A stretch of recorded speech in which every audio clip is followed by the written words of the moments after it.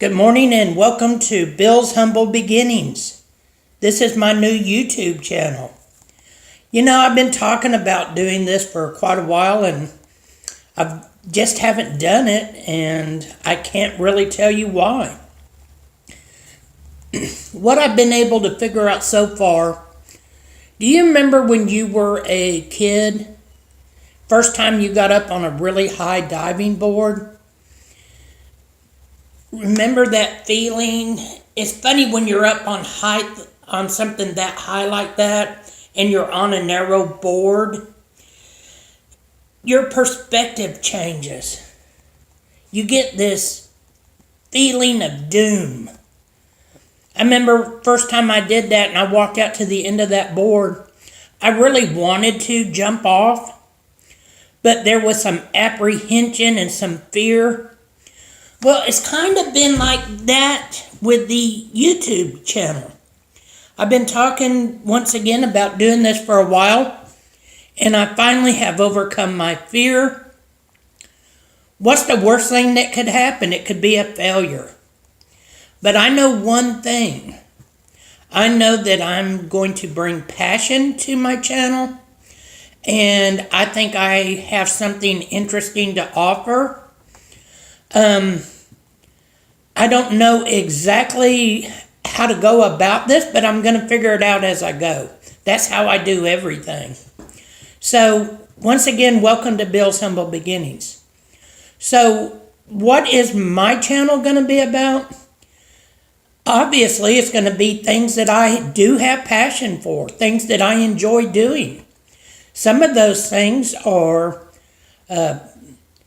doing some wood art. I wouldn't call myself a woodworker necessarily. Mine is more in the realm of art. I don't have all the fancy tools that a lot of woodworkers have. Maybe I'll make enough money on here to buy some of those tools. We'll see. So, like everything I do it the hard way. And so I want to invite you to follow along with me on the YouTube channel. Maybe I can make some of the mistakes as we go along, since you're going with me from the beginning, and I can help you avoid some of those mistakes. So I've been watching videos and so forth on how to go about doing a YouTube channel. One of the things they do is they tell you to focus. Well, concentrate on one area. I'm not doing it that way. I mean, I don't have time to do a lot of different YouTube channels. I got time to do one. And so what I'm going to concentrate on is, once again, things that I enjoy doing, like my wood art. I also am very passionate about cooking. People that know me consider me to be a very good cook. I'm going to share with you some of the recipes that I've come up with over the years or have been shared with me. And I can tell you one thing, if you ever give me a recipe, it's going to change. So if you give me a recipe, just expect that I'm going to make it my own. My inspiration for cooking came from my mother. My mother, everybody thinks their mother is the best cook ever. The kids, our family, we not only thought my mother was the best cook, everybody loved my mother's cooking, and she was a good old country cook. Now, I didn't learn to cook till I was in my 30s, and that was when I lived in Odessa, Texas. My mom lived there too. I spent a lot of time out at her house, and up to that point I couldn't cook, and I had a desire to be able to make a lot of the things that I grew up with, the staple dishes that she made week in and week out. So that's where it began. I had the opportunity to be around her at that time, and I started watching. I would go over there and she would cook me dinner, and I started watching how she would cook these recipes. And that's when I started figuring things out. And so, anyway, I'm going to share some of those things with you. And of course, I've learned a lot of different recipes since then, but I will share with you some of the recipes my mom taught me how to do, and we'll just go from there. So something else that I enjoy is I once owned an antique store, and my ex-wife and I did. And I loved that business. I used to go to Canton and set up a booth over there and sell junk. You know, junk sells. But I did have a few antiques. I had collectibles. I had a lot of different stuff. But I did have some downright junk. And people used to like that. I also at one time owned an antique store in Nacogdoches, Texas. And it was an old railroad depot that was outside of town. Right on Highway 59. We lived there, and then we also had a store there. That was a very interesting time. So I'll be maybe talking and teaching you how I used to go out and find stuff to buy and to resell. And I used to have a lot of fun doing that. By the way, I'm going to go ahead and share a gem with you right now about antiquing if you ever want to be in that business. I used to always say this, and it's the truth. You make your money in antiquing not when you sell something, when you buy it. If you buy it low enough, you can afford to sell it where somebody else, hey, if they want to make money on it, sell it to them, let it go if you made money on it. You don't have to get top dollar.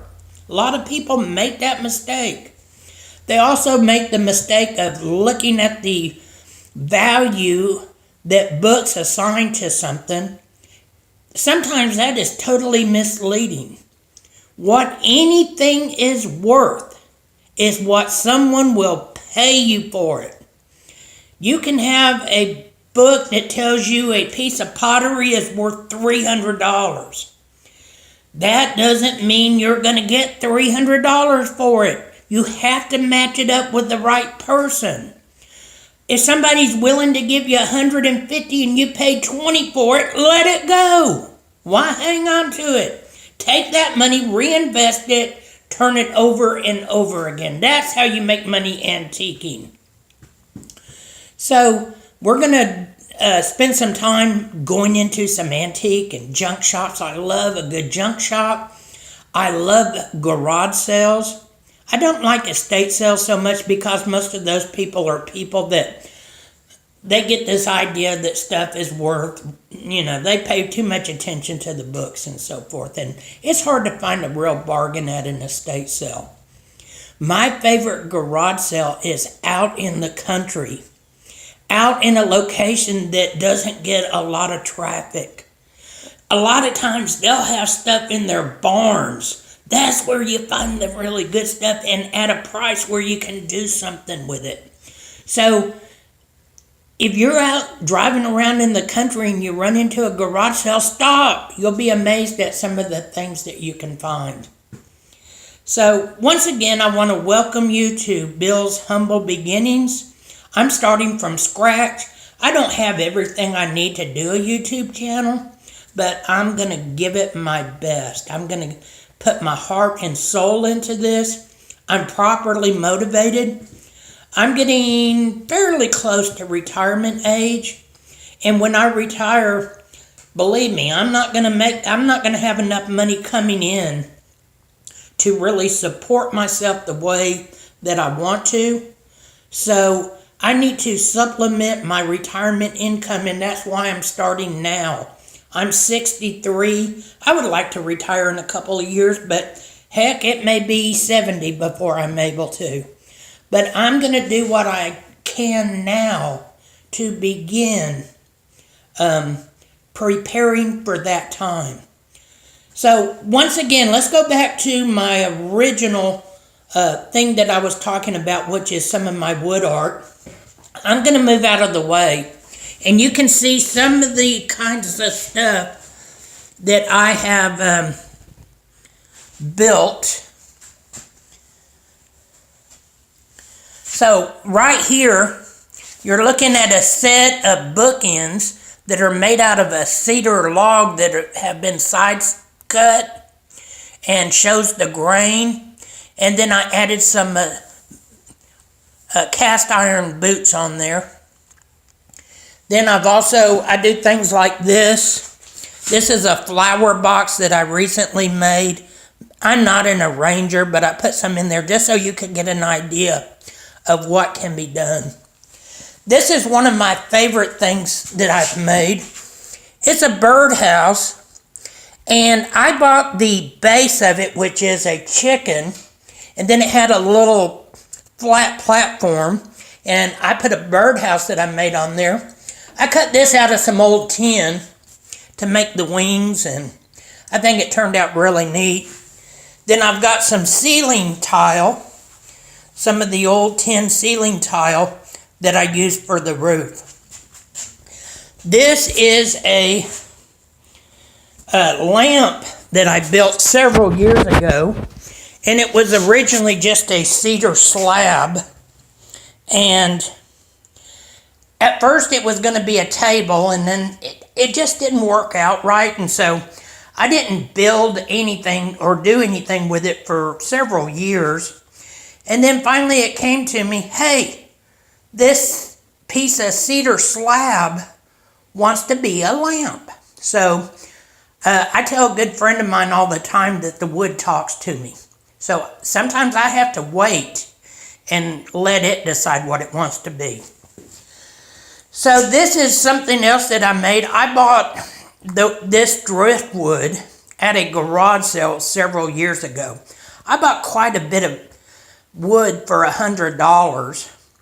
I took one stump, I cut it down, turned it upside down, made a table, put a piece of glass on it.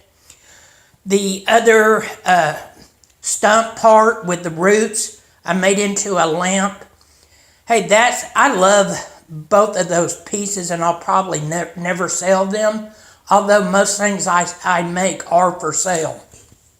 Hey, and if somebody offered me the right price, I would probably sell that.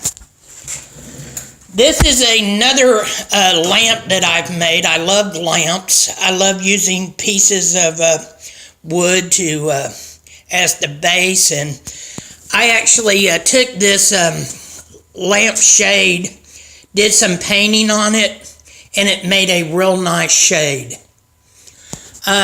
This up here, it's just a shelf, and I kind of have a peg on there where you can hang the hat and some boots, which I think are pretty interesting, but you could do other things with it. I bought this little painting or tapestry piece at a garage sale, and I built the frame for it, and I kind of like that. That's just an old beater saddle. It's missing stirrups, it's missing other stuff, so it's not good for much other than just hanging on the wall, so that's what I did with it. So that just gives you an idea of the types of things that I like to do, and that I'll actually be doing some projects here on my YouTube channel. So once again, thank you for watching today. I'll be posting regularly.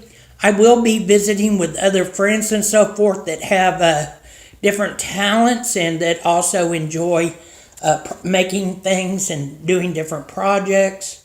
And so we'll share some of the things that we do with them. So thank you for watching this morning, and we'll see you on our next show. Bye.